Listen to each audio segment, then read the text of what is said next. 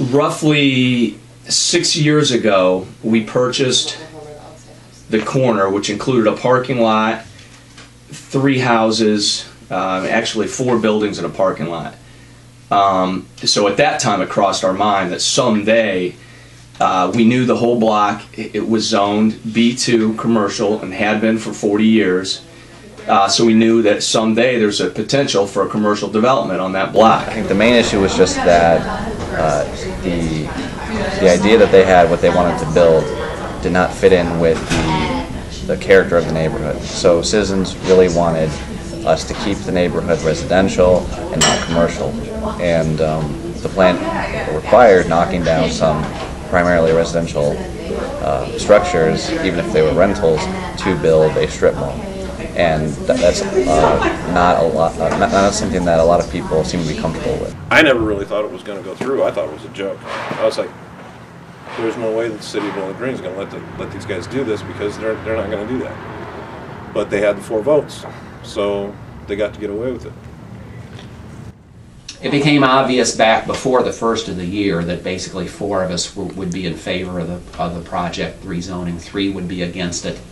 So I felt like after the fact that the 4 of us that were in favor of the project bent over backwards to accommodate the concerns of the 3 people that were against it, as well as the local residents that were against it. We could have just passed the B3 zoning 4-3 and that would have been the end of it. In this instance, it was fairly early in the process when in my mind I concluded that although the green project might not be what I would want if I were starting from scratch and could build anything I wanted to build there, that I thought it would be a significant improvement over what was currently there. The border on 6 properties. Vientos, that's 1.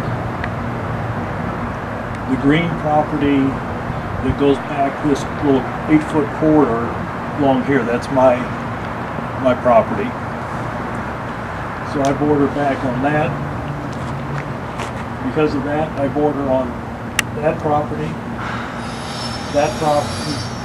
and that property. They're all student rentals. The development needs that strip over there, and it needs the back part of my property to work smoothly. We needed his backyard, and that's what we're going to use. As a matter of fact, I've got a long-term lease with Bob Hudson. He's going to, continue to keep his business in the house, and we're not going to do anything with it. Yeah, it's going to be a nightmare. I mean, they're going to put a 6-foot wall right over there, which is 4 feet beyond my driveway. Is basically where the property line is. So they're going to put a 6-foot wall, starting basically at the front of my garage, all the way back there. Right where that driveway ends is basically our property line. So they're going to put another 4-foot wall starting at the front of our house, right, all the way back there. Then they're going to put they want to put a two-way driveway on the other side of the wall. Well, 5 feet of grass.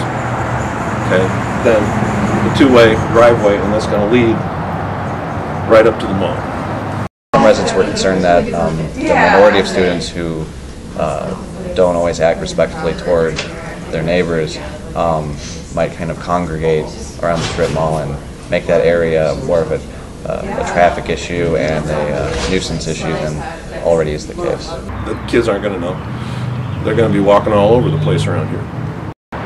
The kids that come up in the lawn don't have any respect for the property. They're in here. I had somebody in here taking a piss again over the weekend. We're looking to improve the community, so despite what some of the opposing folks may think that our motives are, it truly is. We love Bowling Green and Wood County, and we want it to be, we want it to grow, and we want it to be, we want it to progress, and we want it to keep up with modern trends. I think the problem for a lot of people was that they didn't know if these businesses that are going to be put in the strip mall are going to be sustainable over the long term. So they don't know if these are businesses that are going to come in and create jobs and stay for more than 5 months. That remains to be seen. I hope that's not true. I hope the places that come do really well, but I don't recall a lot of people being optimistic about that. Hopefully we'll get this project done. We'll be sensitive to the needs of the folks that live right there, and you know, it'll be good for the community, and everybody will be happy. And you know, a couple years you can look back and say, wow, that's really good. It helps Bowling Green, and you know, it didn't you know, affect the couple folks that still live down there. And I So- believe it should be done, and it will give me more peace and quiet in the long run. I do believe that.